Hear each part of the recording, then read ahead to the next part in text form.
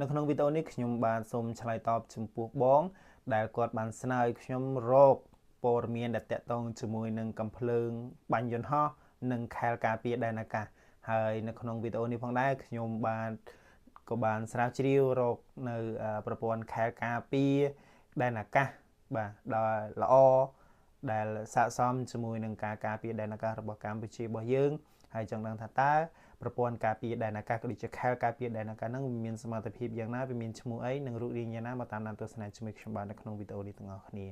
ប្រព័ន្ធការពារដែនអាកាស S400 Triumph របស់រុស្ស៊ីត្រូវបានគេទទួលស្គាល់ថាជាប្រព័ន្ធមីស៊ីលការពារដែនអាកាសចល័តដែលមានឥទ្ធិពលនិងទំនើបបំផុតមួយនៅលើពិភពលោកវាត្រូវបានរចនាឡើងដើម្បីស្ទាក់ចាប់និងកំទេចគោលដៅលើអាកាសគ្រប់ប្រភេទចាប់ពីយន្តហោះចម្បាំងដ្រូនរហូតដល់មីស៊ីលប៉ាឡីស្ទិកហើយនេះគឺជាសមត្ថភាពសំខាន់របស់ S400 ខ្លាយជាអាវុធយុទ្ធសាស្ត្រដ៏គួរឲ្យខ្លាចសមត្ថភាពកំទេចគោលដៅចម្រុះ S400 មិនមែនគ្រាន់តែជាមីស៊ីលបាញ់មួយគ្រាប់ទៅគោលដៅមួយនោះទេការតាមដានវា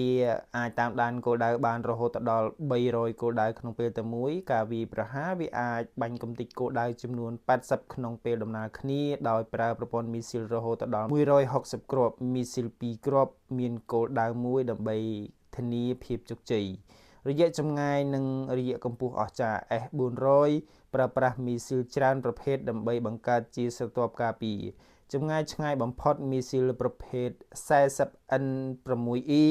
អាចបាញ់ចម្ងាយរហូតដល់400គីឡូម៉ែត្ររយៈកម្ពស់វាអាចបាញ់កំទេចគោលដៅដែលហោះទាបត្រឹម10ម៉ែត្រពីដីរហូតដល់គោលដៅដែលហោះខ្ពស់រហូតដល់30គីឡូម៉ែត្រក្នុងលំហអាកាសគៀកផែនដីប្រព័ន្ធរ៉ាដាភ្នែកទឹកប្រព័ន្ធរ៉ាដារបស់ S400 មានសមត្ថភាពខ្ពស់ក្នុងការប្រឆាំងនឹងបច្ចេកវិទ្យាបំបាំងកាយ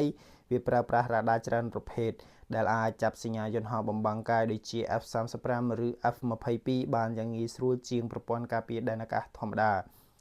វាមានសមត្ថភាពការពារខ្លួនពីការរំខានរលកសញ្ញា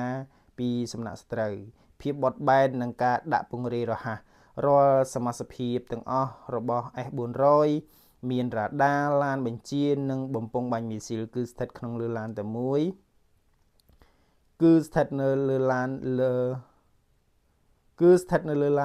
រ៉ឺកង់ច្រើនដែលអាចចល័តបានយ៉ាងលឿនវាអាចដាក់ពង្រាយឲ្យរួចរាល់សម្រាប់ការបាញ់ក្នុងរយៈពេលត្រឹមតែ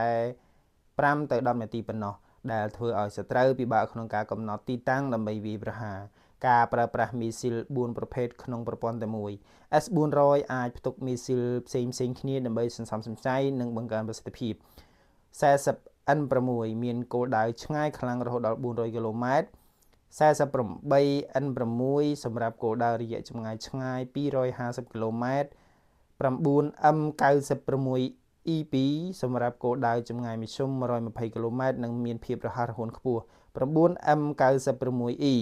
សម្រាប់គោលដៅរយៈចម្ងាយជិត40គីឡូម៉ែត្រ S400 គឺជាប្រព័ន្ធការពារដែនអាកាសដែលបង្កើតជាតំបន់ហាមឃាត់ការហោះហើរវត្តមានរបស់វាត្រឹមតែមួយកន្លែងអាចធ្វើឲ្យយន្តហោះសត្រូវក្នុងរង្វង់រាប់រយគីឡូម៉ែត្រមិនហ៊ានហោះហើរចូលឡើយនេះគឺជាសមត្ថភាពរបស់ S400 របស់រុស្ស៊ីដែលបានកំពុងតែប្រើប្រាស់ហើយបងប្អូនយល់យ៉ាងណាដែរចំពោះប្រព័ន្ធការពារដែនអាកាស S400 នេះកុំភ្លេច comment នៅខាងក្រោមវីដេអូ